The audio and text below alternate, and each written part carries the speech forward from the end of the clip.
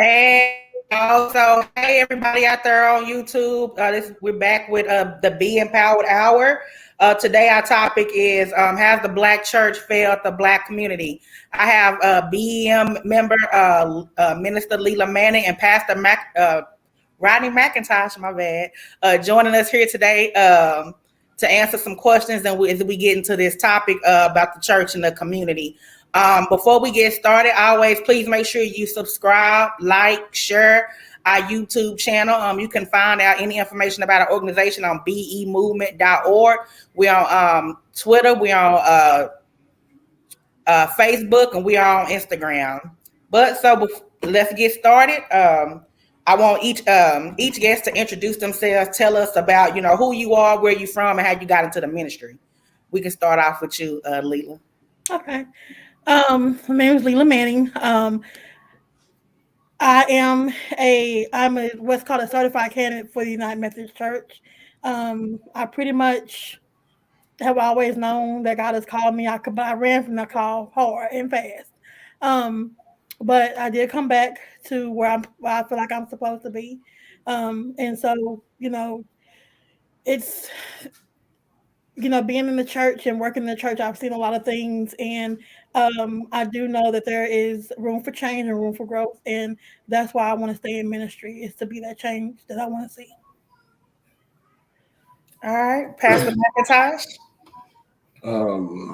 Pastor Rodney McIntosh, pastor of Christ the Risen King Church, located in Stop 6, Texas, east side of Fort Worth. Been pastoring, actually celebrated 10 years this September. I've been in the ministry for 14 years, and I actually started preaching in jail. I guess you could say I wanted to have one of them power experiences where God just kind of came and grabbed me at one of the darkest moments of my life, man, and, led me on, put me on the right path. I guess that's the best way for me to put it. Not too, man. I'm looking forward to this conversation. See where it takes us. All right. I appreciate y'all joining us tonight. So we're just gonna start off with the first question. What role does the Black church play in the Black community? Anyone of y'all could take that one first. Okay, I'm on the lady first thing. If you want it, so I'll let you go. No, I'm serious, but if you want me to speak first, I want you to speak first. Okay, that's what I said. I just want to make sure I give you that respect, though, as a sister. I appreciate it. I think, to be honest, man, I think over the time, like that answer has changed. So when you asked me that question, now if we were to go back, 40 or 50 years, the church was prominent in our community, probably was a centerpiece of our community. To be honest, the preacher and the pastor was well respected. The church was the centerpiece for outreach. I believe in also a place of hope, a place of stability for our community. But I think over the years, the churches, and I'll be honest, I too at one point probably felt the same way, especially being a young man coming from the streets and really needing some guidance and needing some help. And man, thinking about how many churches was close to us and never really saw it or got it. So I think now, man, and I can only speak from my experiences, man. I try to make sure that as a pastor that my church is still yet a place of hope, but it's also a place of refuge for the broken. But that it's also a place of outreach, man. Like that we extend our hands and our feet to the community that we, so because there's so much pain in our community, so much oppression, man. And for me, man, the church has to be that voice of hope to say that we can overcome this, we can make it.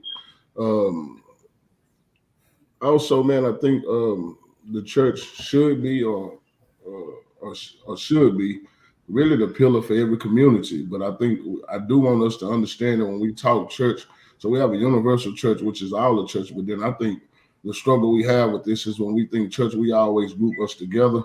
When the reality of the matter, man, each church is supposed to be a community within the community. And I think that's another reason you may get different again. I do believe that a church is supposed to be the light, and it may sound cliche in the Bible, but we're supposed to expose, like the right and wrongs of life, not in a condemning way, but to help people get on the path, man, to live in a life that is beneficial for them. I guess, man, that's, I just stop right there because it's probably so much more I can say. I don't want to start. Y'all still on for. I want to start preaching, man. So that's why I'm, hold my burns and make sure. But at the end of the day, man, if I could just say anything, man, what the church should be to the community is the place. It is a place of, it should be a pillar in our community, a place where people can go and, man, get whatever is needed, man. Again, man, not only just naturally but spiritually, though. That's a good answer. I can agree with that. All right, Leila, you can take your answer to that question. So one of the things that I will say, like, just kind of picking back off of what McIntosh said, we should be that beacon of light, excuse me. But a lot of times, and I've seen churches that have died out because they were not the beacon of light, because they were not in the community. A lot of times, churches where we should be to the community is we should be the hands and feet of Jesus going out to the unchurched. But what happens a lot is we're so um, inward focused on what the church needs and what the church needs. We're not looking at what the community needs, Amen. and the community doesn't even know we exist anymore. We say, "Oh, I'm a member of so and so, so and so." Oh, yeah, that church still open? Yeah, Wow. we still open, and a lot of churches are hearing that because they're so inwardly focused, and so it's not necessarily meeting the needs of the community. It thinks it's meeting the needs of the community just by doing food drives and things of that nature, but it's not really meeting other needs as well. So we have to be we have to look and see. We have to go out and reach out to the community to actually see what the community needs, not what we think the community needs. Can and just before we move on, I just want to say something. Man, it's something Mhm. like I told our church, and Leader probably will agree, and I'm definitely with you about the hands and feet of Jesus. That's why I said the outreach. But I always told our church, right, man, like in our communities, I think something else that we've lacked, even just don't want to go too deep, but man, systemically we've dealt with racism for years and oppression for years, and was taught to hate each other, man. And the church has to be that example of love again. Like, how do we love one another, like in our communities? So I always told our church, man, the moment somebody walk in this church and tell me they don't feel loved and welcomed here is the moment I don't want to be the pastor no more, right? And then the next thing though, the next thing that I always have said, and this is just for anybody watching, if your church can leave your community and your community don't know you gone, then we failed our community. And that's why I think when Leela said, like, man, and I told our church that, like, man, if we pack up and leave and move somewhere else, man, I would want to come back to Stop Six and hear people like, man, we hate you left. Because the church is also supposed to, what else the church is supposed to be to our community is impactful. Agreed. That's definitely a good answer. So moving on to my next question, and it kind of does tie into what the church should be, because y'all kind of did touch on what the church lacks. So this kind of answers that question. Why do you think so many people have walked away from the church? There is so many reasons why the people have walked away from the church. Um, I can definitely say, I'm going to say this. I'm going to start back, going back through segregation. The church, you had the black church, and the black church was really strong in the community, serving the youth, making sure the youth were doing things, making sure people were served, making sure that activism was going on. And then when we integrated, we had a lot of churches who wanted to integrate in certain social societies. We had a lot of church members who wanted to integrate into doing other things, and we also had people who were saying, the kids need to be seen, not heard. Y'all just come to church and sit down. Well, guess what? When those kids get grown, guess what they're gonna do? They're gonna find the church that's gonna let them be themselves. They're gonna find the church that's gonna let them do what they do best, and that's praise God the way they want to praise God. And so when you have a church that's not young people centered, when you have a church that's more trying to be having a social hour instead of actually praising, worshiping God, and making sure that people's needs are met, people are going to go to where their needs are being met. And that's why so many people have left the church, and they may have found another church, or they may have left the church just completely. Okay, so I don't know if we have enough time for me to answer this. And I'm serious, man. That may sound crazy. So we got time. We only 10 minutes in. Do your thing. If you go, no, but I'm not gonna go too long. But okay, but serious. So I want to make sure that I don't put all the onus on the church, right? Okay. So I'm gonna start with the church first, and then I want to say something else though. But okay.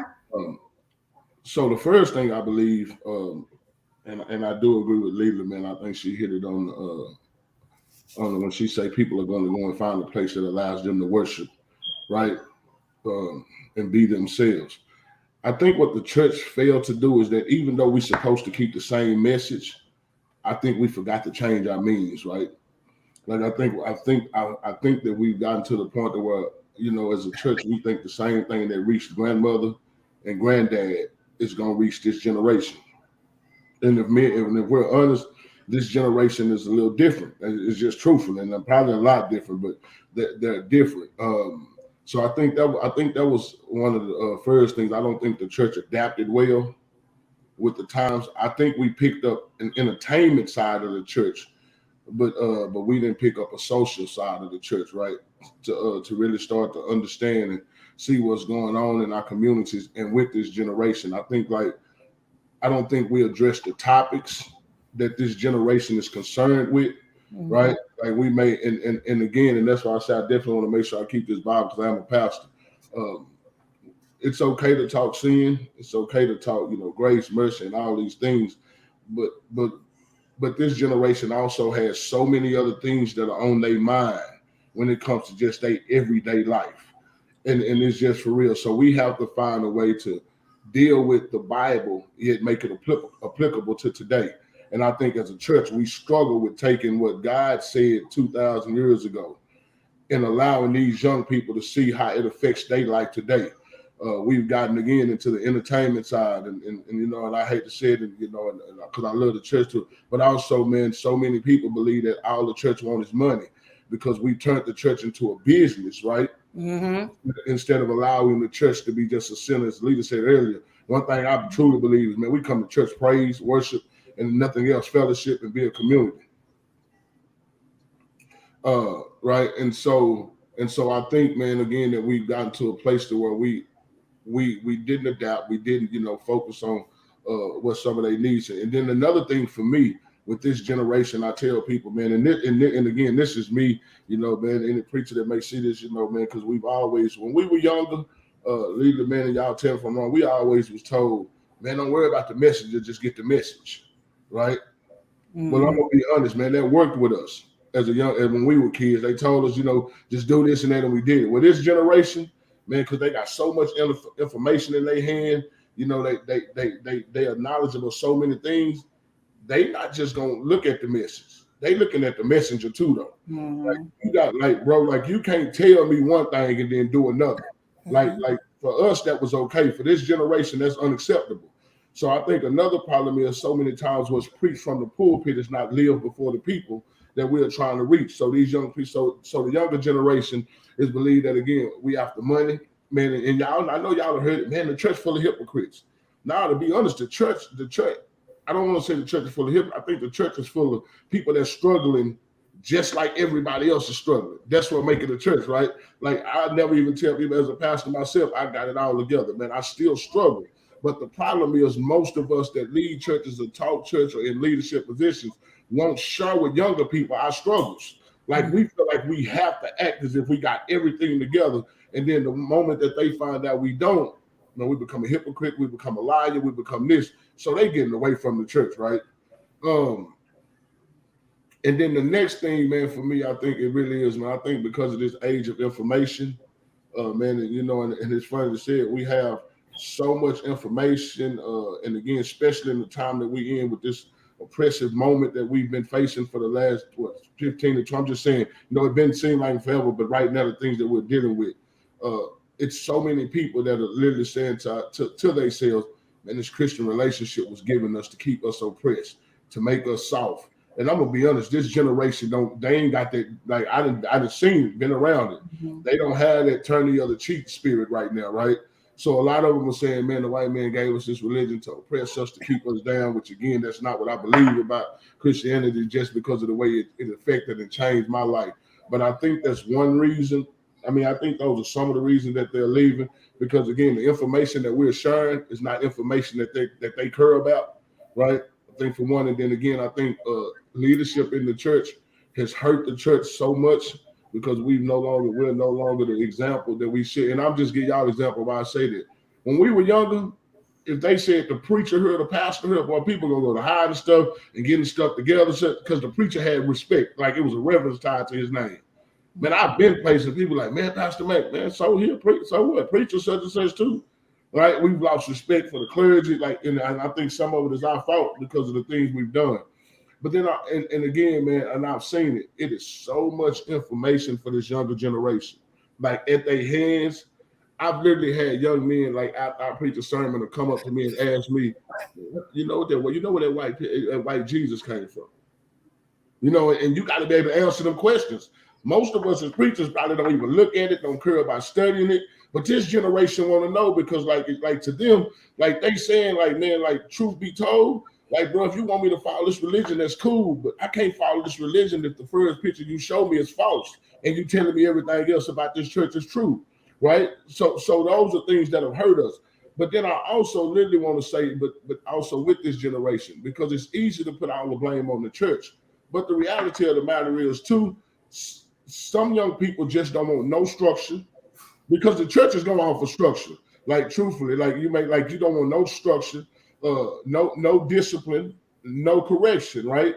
And I think that becomes a problem, because again, I in the last 2 years just being around so much stuff in the community, man, I had to kind of step back from some stuff, because I was just like, man, I get, like, man, we going and we doing, but man, there has to be order to what we do. There has to be structure to what we do, right?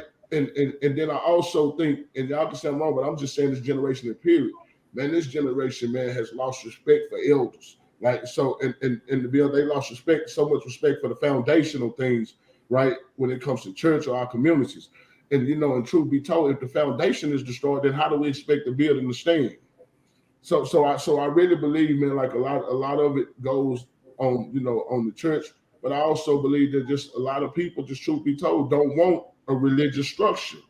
Like, because it's like, I'm serious, man, and all you got to do is look around, man. Like, in this generation we're in, everything is microwavable, everything is fast paced. You got to be moving, and churches like, be patient, wait on the Lord. Nah, man, I need my money right now. Don't you tell me a blessing coming in 10 years, man. I need, like, I've been going through such and such, and so I think this generation, again, has had so much information that they had. This generation, man, does not like, like the desire for structure, just when it comes to all I don't know, can we respond to people that's chatting? Yeah, y'all can. Y'all go right ahead. Yeah. Because Markel, I agree with you, and they kind of go back to what I said earlier. A part of like the pastors or the elders or the leadership in the church, I don't want to say the word hypocrites, because again, I think all of us still struggle with sin. Ain't nobody perfect. But we have gotten to a place where you say, like, the way we carry ourselves as leaders in the church, leaders in the community, has gotten us to a place where elders are not seen the same, or we don't do what all of us used to. But the problem I have for being inside of it is, but when you do find that elder or that person that is leading and that's with you in the fight and that believes some of the things you believe, because you've been hurt by one, you put the whole church in the bag together. And to me, that's a hard deal, because it's like, man, and I don't know if y'all ever dealt with it, but I used to hate it. I was the older brother, right? If one of my brothers or sisters did something, all of us got a whooping. They used to drive me crazy. Like, why are you punishing all of us for something one person did? And that's what happens so many times with the church, with this generation. It don't matter about which pastor was good, which pastor actually cared about the community. Man, it's just the church, and they don't like the church. I'm gonna be quiet because I don't want to talk too long. Okay, go ahead, Lita, because then I'm gonna take back on something real quick. Two things you said. Number one, I really truly believe, like you said that the generations lost respect. They can't lose something that they never were taught to do. That's good. A lot of times these kids weren't taught to respect their elders, so they can't lose something they never had. You can't lose something you never had. So we have to say that they're not being taught to respect their elders. Now it's not generation whole, because there's some some wonderful young people out there who are doing great things. But you can't, if you haven't been taught to respect your elders, that's not something that you're going to be able to do, and that's something that you have to be taught to do. Secondly, when you were talking about the church, some people see, the church was hypocrites and because they try to be perfect. It really reminded me of the Pharisees in the Bible. The Pharisees, I mean, that's pretty much a lot of, and I just like say like religious folk. They come to church. They like to check black guys. I got up, went to church, read my Bible, said my prayers. Yeah. Okay, God, I gave you my time. Now Monday, Tuesday, Wednesday, Thursday, Friday, Saturday, that's my time. I'm gonna do what I want to do. I'm gonna drink. I'm gonna smoke. I'm gonna do everything else.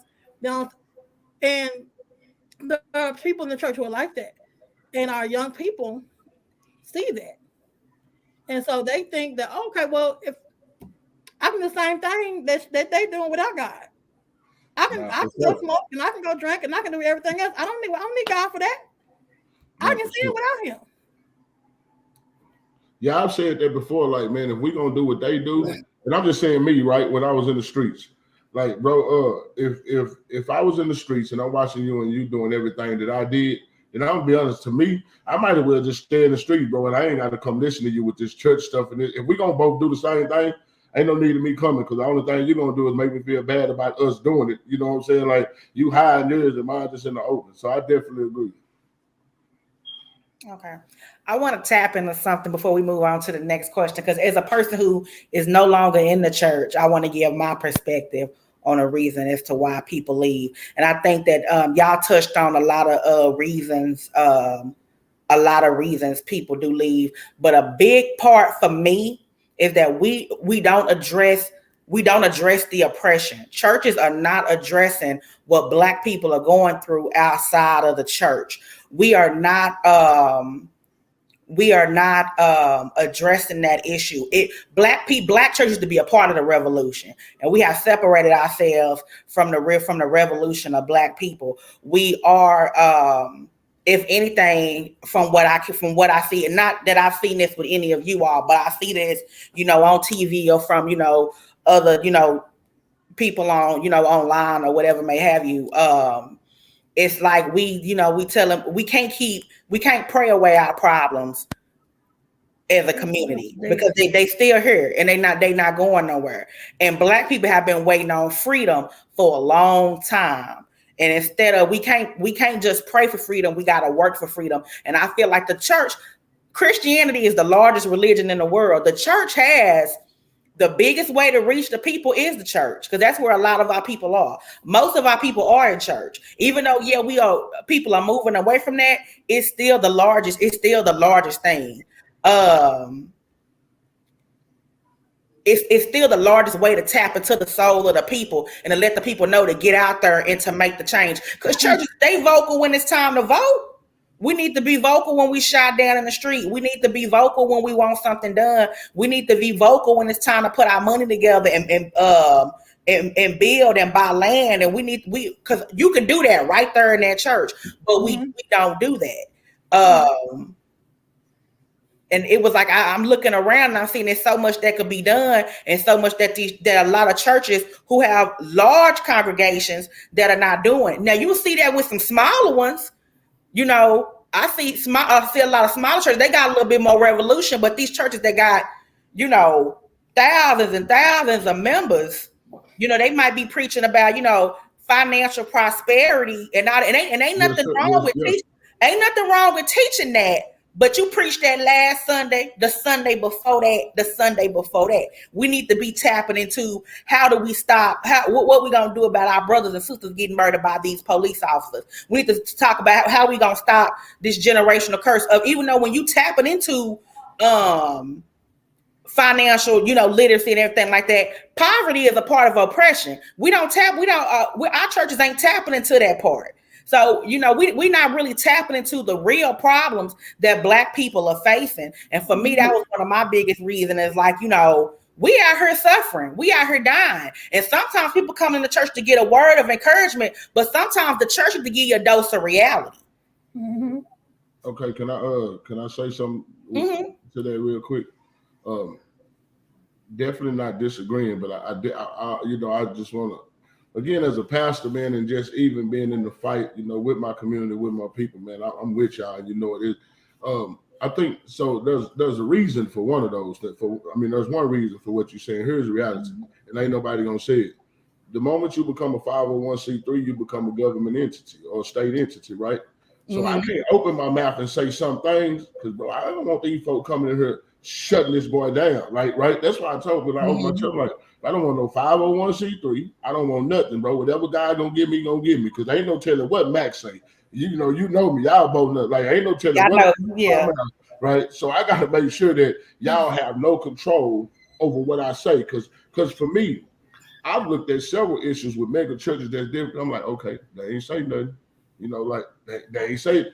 But then I start to think, man, like, and the more I went and read about the church allowed his hands to be tied the moment it started to take all these handouts, right, from the government, from different things. It's just like, man, it's just some things you can and can't say, and that's the scary thing about that. And then also, like, when you said it, and man, I don't even want this to sound like an excuse, but so I guess I just put out as a question. Could it be also the reality of the matter is, man, we got so many older pastors still holding on to churches instead of passing the torch and giving it to somebody that's young and that understand the needs of right now, right? The world think they probably was like in the 60s and 70s. That was they fight. Man, they've been fighting 30 and 40. Man, they don't want to do that no more. It's like, man, they ain't seen that. And I'm just saying, because I just look and I've noticed, like, the churches in Fort Worth, man, most of our big churches think, and these pastors like 50, 60 years old, they don't even understand when y'all start talking about oppression and this and that again too, because, man, you gave me enough to work, bro. I ain't oppressed. Like, I'm good, right? Like, I live in a nice house. I got a nice car. Right. And then here comes also the reality, man. You gonna make me go say, I wasn't trying to do all this, man. Like, I'm trying to keep this political. And then we got to be honest too, though, y'all. If we was to go and look around, how many of these pastors, when we talk about what's going on with us as a people in our communities, the poverty we facing, the mental health we dealing with, like Sister Markel say, the oppression we did, and here it is in our communities. The problem is, Sister Jessica, is most of them drive to their church and then drive to a nice house, and they never come back to their church, right? Like, they got benefits, they this, they that, so they not looking at that every day, right? But for those of us who on the ground level, like where my church is. I'm at the park. I'm with my pop. We just trying to get some money to barbecue. I'm seeing the struggle of my people, so I really understand. Like, man, I can't get up here every Sunday and just give you this, like, this, or this. Sometime, and I'm just gonna have to live to deal with the fact that, man, look at our community. It's broken. Man, they put us in this death hole, such and such. And that's why I say, man, and that's the only reason I said the hope part too, though, because reality, man, if you look around, man, and you look what's going on in most of our neighborhoods, man, it's designed to destroy our hope, right? Right. All things away from us, the world. And I think for me, man, that's the thing. So now I definitely agree with you, man. That's good. And I kind of said it earlier. That's why I say, man, the church in general don't deal with the social issues. And I have to tell it. So for me, there are moments the word when it's on me, I'm gonna say it, right? But I also still understand as a pastor that I have some people, and I think this is even a struggle. Our churches are not full of everybody that understand, like, or that's connected to what's going on as well. We have to be honest. Like, we gonna tap into that. Yeah, so everybody is not understanding, like, what's going on with this younger generation. So for me, I may not Sunday mornings, like every Sunday, preach that in a sermon.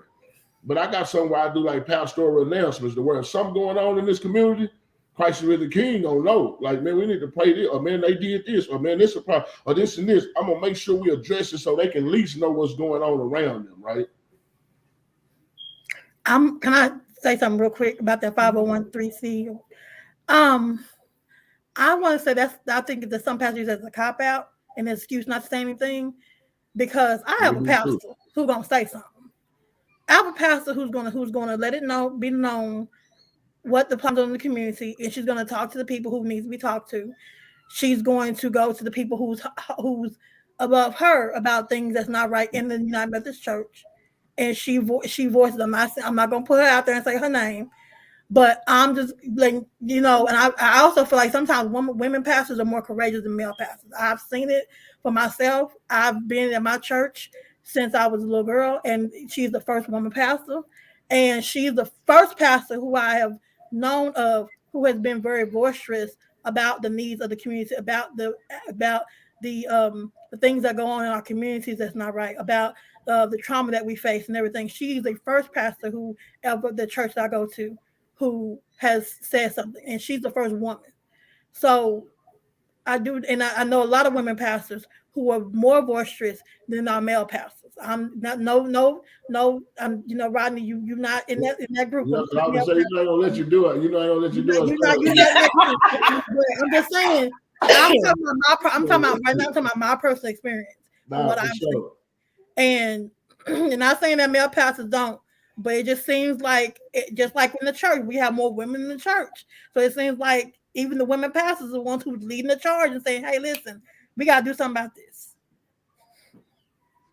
So before I go to the next question, I want to, in my opinion, why there may be less men in the church. I think it's because sometimes we do push that passive, that passiveness is pushed, and men not built like that. So they might be leaving, men might be leaving the church because they ready to fight what's going on. And the church is telling some, if the church telling you to do the option, ain't no man that want to fight for his community want to hear that on Sunday morning. That's just, my take on that. But so Alonzo, moving on to Alfonso made a statement. I just want to say, I wasn't saying like, and I get what you said, brother, and I definitely agree, man, because that's what I say. I'm gonna just say, but that's just my opinion. So I won't say that that's what they're doing, but I just know I've looked at so many things that took place in our community, and and you would expect a voice. But then that's the only reason, and maybe I'm wrong, but I could just think like that's the only reason I can see why they silence like that. Because again, man, I've had conversations with pastors when I first started my church, and people talk to me about that, bro. Don't get no 501c3. They can control yourself. They can censor you, this and that. So that's the only reason I made this statement. Again, I pray, man, that all of us are bold enough to just at the end of the day, man, be willing that, everybody got to do whatever, move out their conviction. But, man, we definitely need to be able to, speak truth to power, though, when it's needed. Most definitely. So moving on, sometimes Christians have a way of separating themselves from other Black groups. How do you feel about working with other religions for the sake of the community? I ain't gonna answer that question. Hey, go ahead and leave it. I work with other religions for the sake of the community. I work with anybody for the sake of the community, because at the end of the day, we all black. Because when the police see us, they're not gonna see, oh, she Christian, she Jewish, he's Muslim, he's non-denominational, he's agnostic. They're not gonna see that. They're gonna see it be black. So I don't mind working with anybody who's of another religion to make sure that we have the needs of the community met. And at the end of the day, Jesus didn't sit with the people who were perfect. He sat with the sinners. Yeah, he was in the. I always tell people. He was in the streets. I always tell people Jesus was in the streets, right? He was in the streets. So if I got to work with the sinners to get things done, and guess what? That at the end of the day, when we're talking about issues of social justice, listen. Oh, they're not saved. We can't. That group isn't saved. Okay. So what you gonna do about that then? If you feel so strongly about that, but right now we're trying to work about how to make sure that our young men come home every night, and our young women come home every night. Right now we're trying to make sure that these kids have food in the refrigerator. We're trying to make sure that that kids have coats for the wintertime. We're trying to make sure that these kids, when they go to school, that they're not discriminated by their teachers. That's what we're trying to figure out right now. We don't have time to be worried about, that you don't want to work with them because they're not of the same religion as you are. We don't have time for that. That's why we're in the position that we are now. Because we're too worried about what the next man is doing, not trying to figure out how we can work together to make sure that we can survive, not just survive, to make sure we can thrive. And I was just joking about not gonna answer. It's funny. So I always tell you, I try to go ahead. Keezy, I want to address what Keezy said in the comment section. Yeah, he said Black men left the churches because they cater to Black women too much. If you could comment in the section in the next 60 seconds, Keezy, how do they do that? Because I want us to address to address how they cater to the black Oh, women. can I say something before? Can I say something before? And while we waiting on Keezy to respond, you go ahead, Pastor McIntosh. So I'm gonna be honest, man. I'll be really simple. So when I first kind of start again, for me, man, it's been a growth as a pastor because I started preaching in jail. Nobody taught me none of this. Just me and God. But when Jaquavian Slayton gets killed in I think 2018, 17, 18, 17. Oh no, that wasn't 17. That was 18. Was that the young man over there off of in that truck in that backyard of somebody's house? Yeah, my boy. That was 2000. That was 2019. No, it was 2000. I think it was 2019. Yeah, I thought it was July 18. I was working where I work now. It could have been, but so I never forget, man. I'm out there, right? And my boy Lee Muhammad shows up and we talking, I'm doing a thing for the pray and this and that. And I made a statement. Bro, I work with whoever I have to work with if it's gonna better our community. Right. And that's just the real deal. Like when you don't go to no job and holler, man, I ain't gonna work with this person, man, because they don't believe the same thing I believe with, because you just want to do whatever it is for your company. Even if you own a company, you will hire different people with different beliefs because you're trying to get a goal accomplished, right? And it's the same thing for the community, man. At the end of the day, man, me and Lee Muhammad, man, I've been, we sit at tables, man. What are we gonna do, man? What's the best, man? It's the minister that you do that, because at the end of the day, man, our people just need resources and they need help. My thing, it'll be different. It's one thing we saying, man, we're just trying to work to help our community. I can work with anybody because when we're doing the work for our community, it's really not about pushing your religious belief at this moment or pushing their religious belief. It's kind of like the leader said, man, what is the best? What can we do to put our resources together, our mind together, and do what's best for this community at this time? And if we make people whole, they can pick and choose however they want, whatever they're gonna do. But it's just so I don't have a problem with it. Maybe I did when I first started, gung ho trying to figure this stuff out. But now, man, at the end of the day, man, ride through Stop 6, ride through the South Side, man, see the poverty conditions our people in. And then have the nerve to look at somebody and say, nah, bro, I can't help them get you what you need because you're a Muslim and I'm a Christian. Man, that's crazy. Yeah. Okay, so now can we talk about what Keezy wrote? Yeah, he just responded. He said we got to get the men back in the church because preachers don't hold women accountable for nothing. Keezy, I gave you 60 seconds, and that's what you came up with. Yeah, but can I jump in here though? I really need to jump in first real quick. I'm so sorry. Oh, go ahead, Lisa. I ain't tripping. Go ahead. When I been in the church all my life and been in ministry, I have known that the church, and this is nothing that these are the views of Leela Manning, not the United Methodist Church or anybody else. These are views of Leela Manning. The church is one of the most misogynistic places there are. Very misogynistic. So to say, it sounds like it's almost as if, and I'm not putting words in your mouth, Keezy, 1983, but it almost sounds like you're saying women need to be put in their place. And I'm sorry. That Jesus not, I don't know that my Jesus would want me to be quote unquote put in my place. And I just that comment that's been made is just seems to me very misogynistic. Like I said, I'm not putting words in your mouth or anything like that, but it's very misogynistic and it's just rubbing me the wrong way right now. That don't women let it rub you the wrong way. Let me finish. Well, women are the ones who are really working in the church and doing things to be done in the church. There are so many single mothers in the church, so many women who are doing the things for the church and out there and outreach and everything else. I'm just trying to figure out what we need to be held accountable for. Because the first comic was vague, then the second comic was even more vague, and I'm just trying to figure out what's going on. Okay, so now I need to get out my feelings real quick. Now, let's say that we don't want to get, because everybody's entitled to their own opinion. So, but the reason why I want to touch on what Keezy said is because there's a gap. And the gap is kind of getting wider, at least from what I see on social media, amongst Black men and Black women.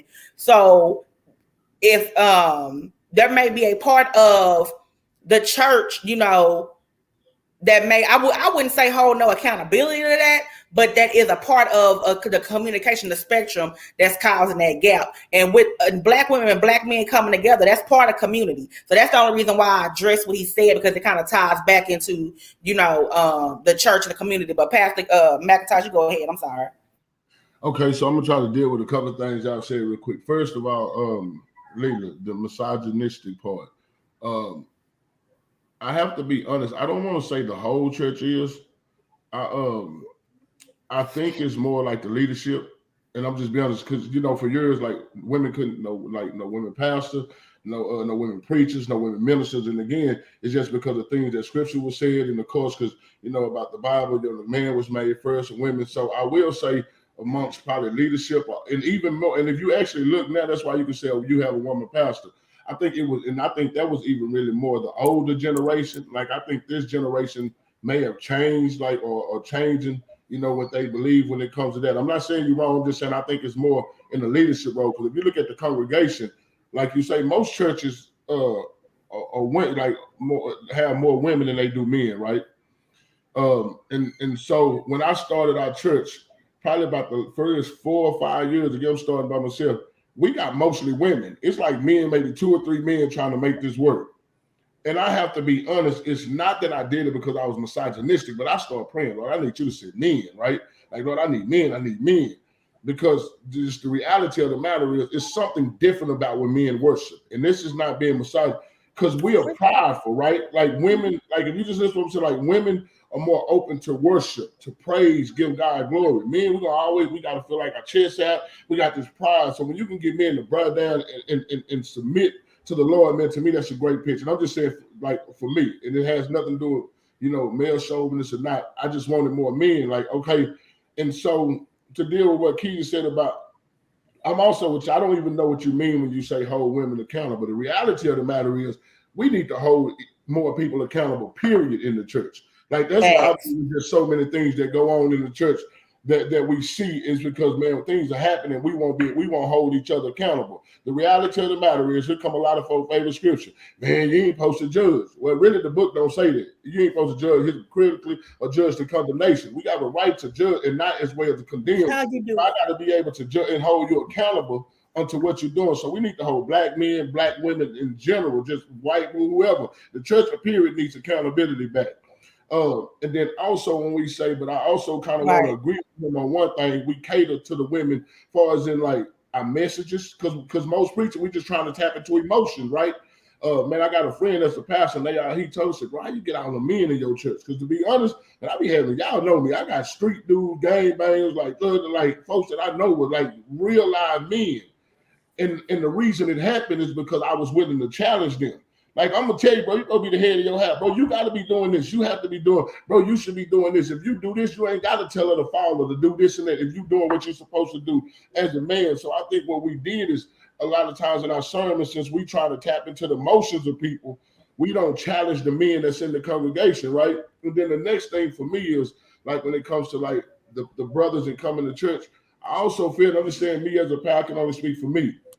Man, people in my church will tell you, I don't get in most people in my church, I don't get into your relationship unless both of y'all together. Like, I ain't talking to nobody's wife about their husband or this and that, bro. We gonna come sit together, because the reality of the matter is, bro, you the priest to your house, right? And most men stopped coming to church because pastors were literally telling their wives this, doing that, doing. So the man felt like the woman had more respect for her pastor than she did her husband. And that's what I'm saying. And that's for me as a pastor. No, I'm always push you back to your husband. Like, when we talk, man, this is what I believe, such and such. But at the end of the day, that's your husband. You're going home to him because I'm going home with mine, right? And that's where I'm at, just on that. Man, I think like African American men have to be challenged when they come to church. I think we need to find a way again, man, the world. We're not just saying we need to hold women. We need to hold people accountable, period.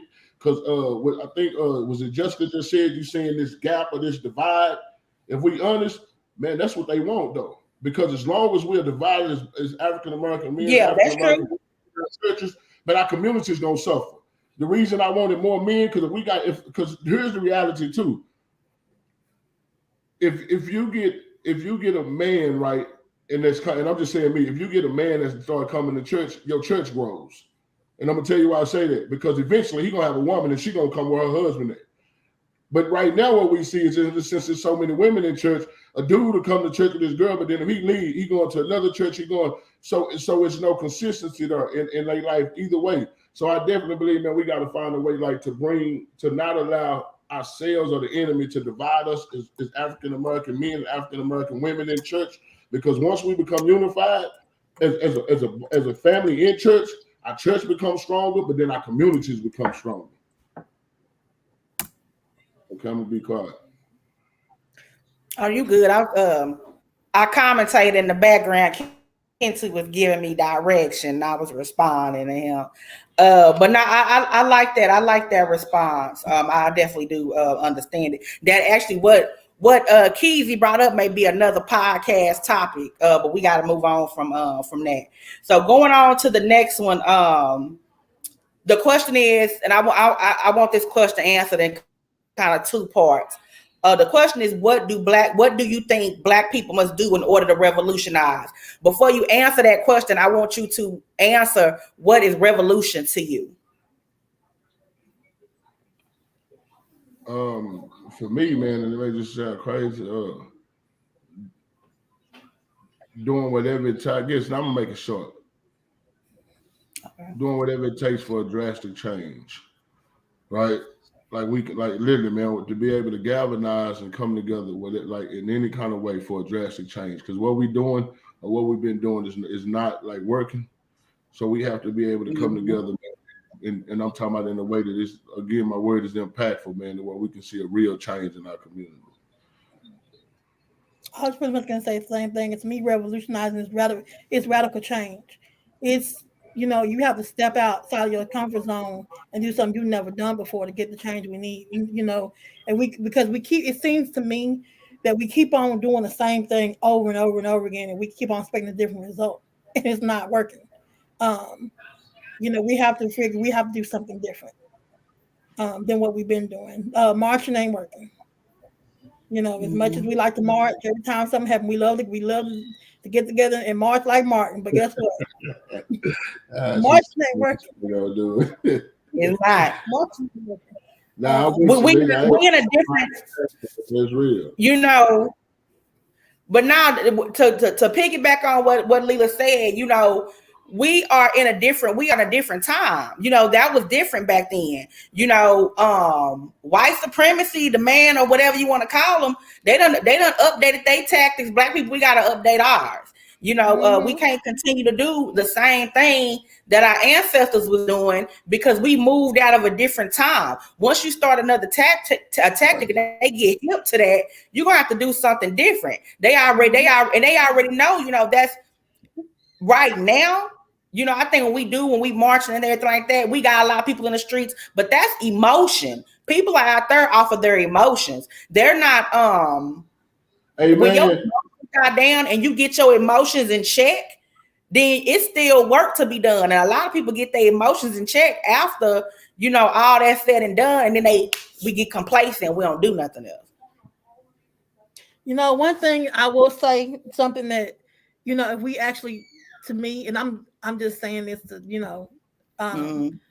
one thing that if we actually did that probably would work, when you heard people about when they pocketbook. But see, the thing is, we're not disciplined enough to say, I'm not going to shop here, there, and there. I'm not going to shop X, Y, Z. We're not disciplined enough to do that. And we have to become disciplined enough to say that, because when the bus boycott happened, they were disciplined. They said, we're going to walk. And they did that in secret.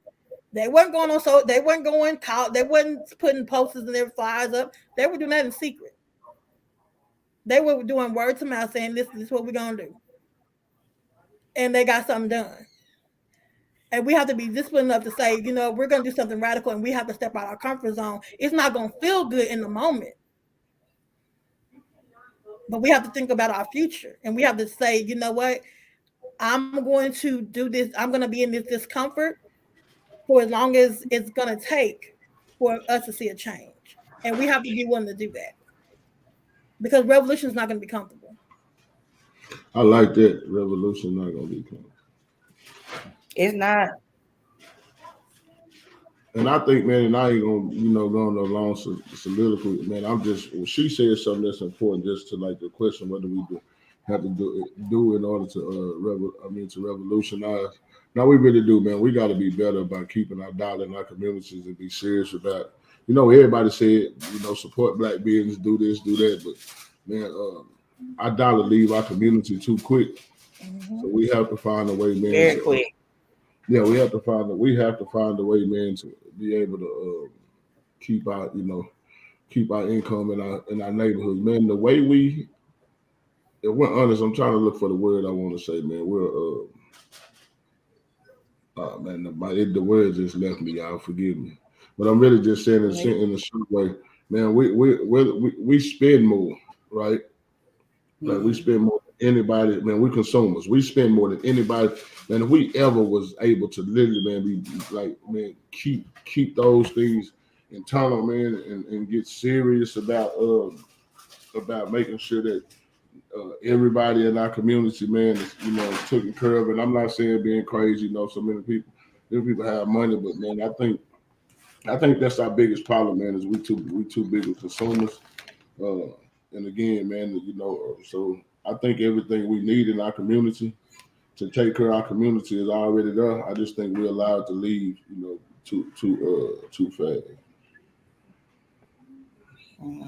And I think that we don't teach that enough about why the Black, because I see people posting different things on Facebook about how, you ain't got this, I don't care if you're Black on business or not. And I'm not saying everybody should be in business, but a lot of times that's a part of revolution, and we have to, that's something, just to tap on anybody that's watching or anybody that's dealing with Black business or if you coming in contact with a lot of Black people, you teaching Black people, it needs to be taught for the reason that the Black dollar needs to stay in the Black community. It needs to be, I understand, we like what we like, but at the same time, there's a lot of Black owned businesses providing those things that you do like. We just not, we mainstream. Black people, we mainstream. I think one of the reasons why we are high consumers, because for so long, with oppression and poverty and being broke, when you got one foot out of that, sometimes you want to stunt, and that's where we are, as a people. And I think as that in the mindset, we got to get out of that we got to showboat whenever we do get a little something. That's fine. It's funny you said. I agreed. Mm-hmm. I used to say that, man. I was like, man, we went so long without having that once we got, we felt like we just had to show it. Like, I'm serious, man. And so, somebody said we had to let everybody know we made it. So, man, it's a saying, man, and I'm gonna be honest, I heard one time on the radio, it's not mine, but it was like, man, in order to live like nobody else, like in the future, right now, you gotta live like nobody else. In other words, man, we gotta be willing to make sacrifices.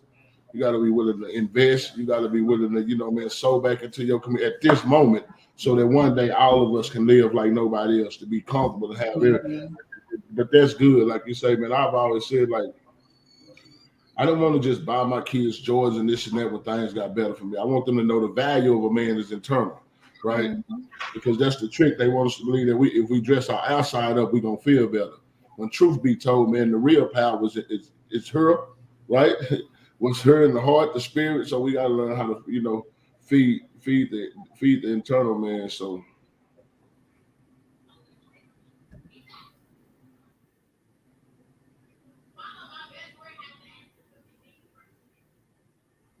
I'm done, y'all. I'm sorry.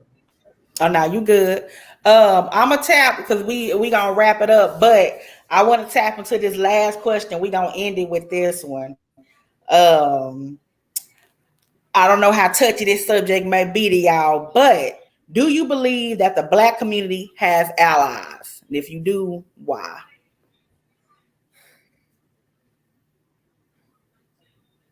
And when I say allies, I mean non-Black people. Man, that is touchy, and I'm trying not to get myself in trouble. That's why I say I've been over here, because it's. And it's up to you if you want to answer that. But it's on the thing. I ain't gonna shy away from nothing, man. We having a conversation, but right. This was real. Even for me, it's like everything is kind of like a twofold answer, and I know so other people may disagree. And again, I'm just speaking for Matt.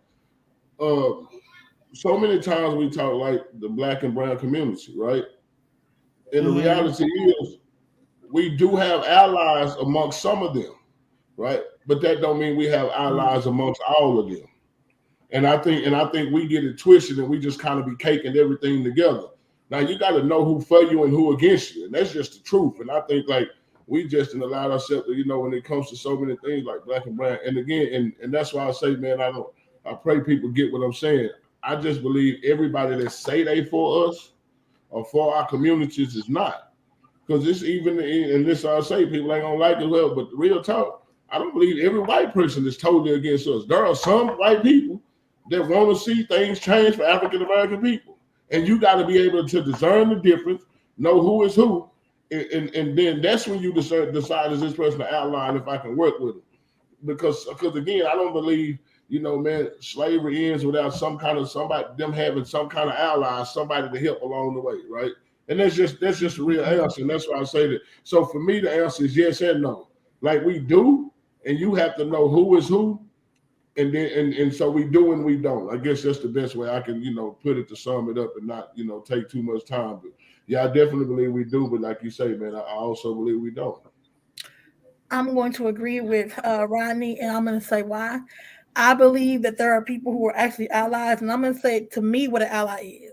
An ally is somebody who's going to step out with me, and if something go down, they're willing to take the same punishment I get. They're not going to step back and say, "Oh, it's getting too hard," and I'm gonna walk away. That's not an ally to me. Because if you not gonna put action behind what you're saying, you're not an ally. You can say all day long, "Oh, I believe in this and this and that. I want to do the work and I want to be an ally." Okay, great, but are you gonna put your money where your mouth is? So if you're not gonna put your money where your mouth is, you're not an ally. And I've seen that. Even on my where I work, I've seen where people have said things, and then when it was time to do work, they would know about where to be found. That's not an ally. And so I do think that we have people who want to be allies. They say that they're allies, but then when you step out, it's like that tree limb. When you step out on them, they break, and they let you down. Or we have the people who want to be in the forefront, and it's like, no, this not you. I need you back here. You gotta have the supportive role. You not down the road. You want the supreme, then you need to get in the back. Okay, so we have those people as well who want to take over. We saw it in a lot of protests where they were out there. They were the ones with the microphone. Like, you don't need the microphone. We don't need you. We are very eloquent. We can speak very eloquent, and we can speak very well. We don't need you to speak for us, ma'am. You You go to the back of the bus today. That's where you go back there. You're the supportive role. Okay, you're the supporting actor. Okay, in this movie. So you need to have a seat. And I think a lot of times when we're not careful, that's going to happen. We have to make sure that, listen, we'll work with you, but you need to understand that this is the conditions that you need to work with us on. You can't decide you want to take over and then get mad we don't let you take over.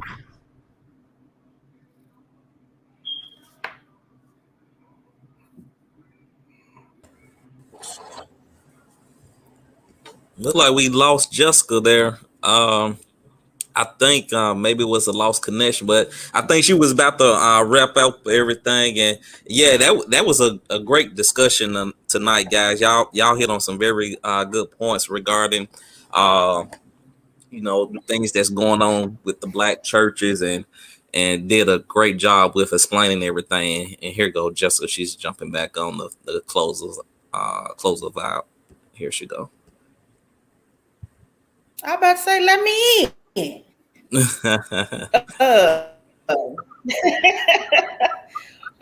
bad. I had my Ethernet cord plugged in. But I lasted longer than I did the last time. It still kicked me off. I guess I'm gonna have to upgrade. I guess I'm gonna have to stop being cheap, like you said. Go on, pay the extra $20 a month for the fast speed. But yeah, Leela, what you were saying, about allies. Yeah, I definitely I feel what I say. Allies is a very touchy thing for me. Because I believe in the independence and self-sufficiency of Black people. I really, and I may be, dreaming on a cloud, but I want us to do it on our own because I know we can. And like you said, Lily, we do have to be careful with allies because these things have happened to our people before where, we've had allies and they come in, they getting the credit, and we got to be careful with our allies not to start seeing them as saviors because that's not what they are. We can save ourselves. I do want to touch on that for anybody that's watching. Black people, we got this. Whether you believe it or not. But before we close out, I do want to let everybody know like too. Like Markel just said, I'm sorry. And that's Markel, you right on that. Because every black person ain't for black people. So we gotta watch everybody. Because racism has black allies, white supremacy has black allies. So they got allies on our side. So that's true. That's true too. Woo. That's true too. You gotta weed them out.